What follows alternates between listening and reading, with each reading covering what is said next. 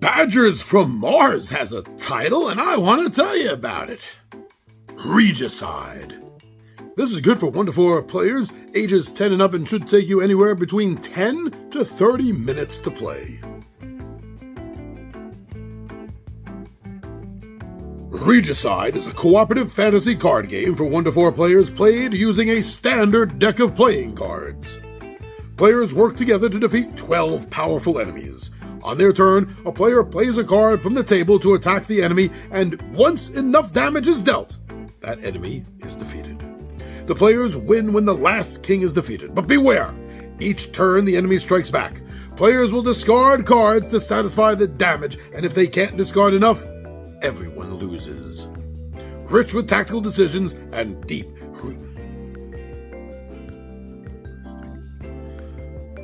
a deep heuristic tree.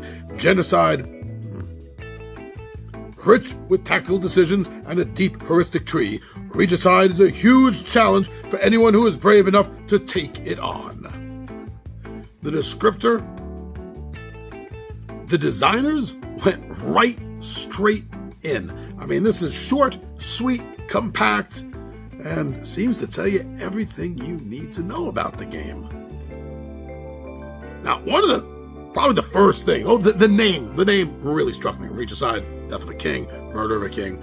That really struck me, but after the title, what caught me was that you play this game using a standard deck of playing cards, which is something almost everybody has in their house. At least at one point everyone used to. Very cheap, very easy to go out and get if you don't already have. You can even print playing cards. They're so easy to do.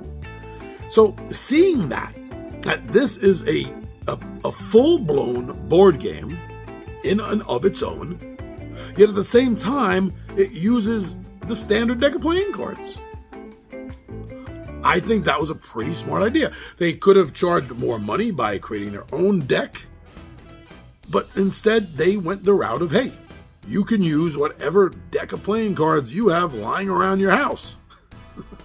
Okay, sure. I like that. I'm in. What else can it tell me? What else does this game do? And so I looked up a little more information on it. So when you're using the cards, they have a dual resource. Now, I love it when any board game uses cards with multiple purposes. It really heightens the strategy at that point, I think. So the dual purpose of these cards is the cards that you're using, the cards in front of you and the cards in your hand are being used not only just to make attacks, but they're also being used as defense. And as long as you have cards to defend yourself, the game's not over. So with that dual use, it does stretch the tactics of the strategy of the game because of the limited resource. That sounds very interesting. Let's see how this goes.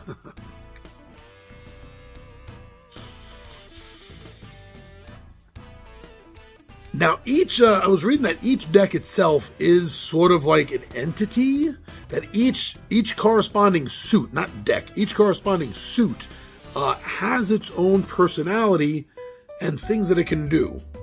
Like cards from the spade suit are used as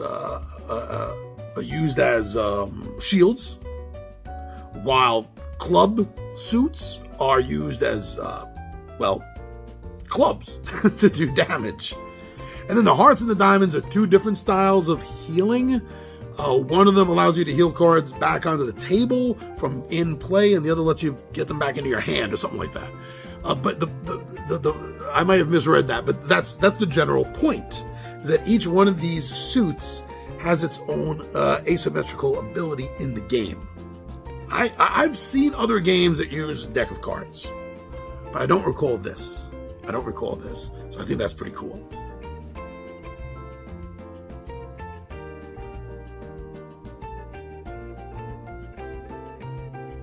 I think that the idea of, besides lowering the cost of the game, I think that the idea of using a standard deck of playing cards is something that's going to catch people's attention. That may have been a reason or a secondary reason for them doing it even. I don't know.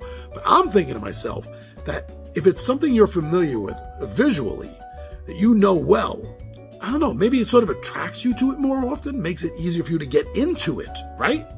Makes something easier for you to get into because you are familiar with it. You've seen it before. It's a look that is very commonplace to you. So that must mean something on a subconscious level. Maybe that has something to do with one of their reasonings for this. But I kind of dig that.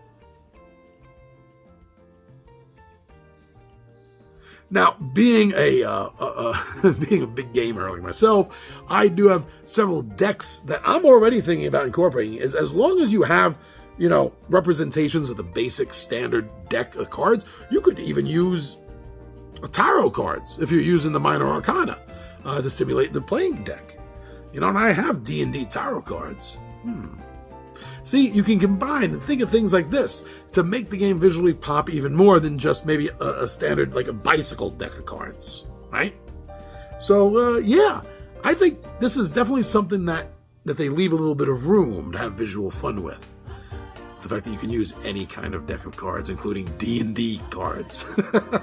So I'm always thinking D&D. So I think that's very cool. I think this game comes over to me, from what I've been reading by previewers and reviewers, as a light-hearted, fun family game that's using things that are completely familiar to you.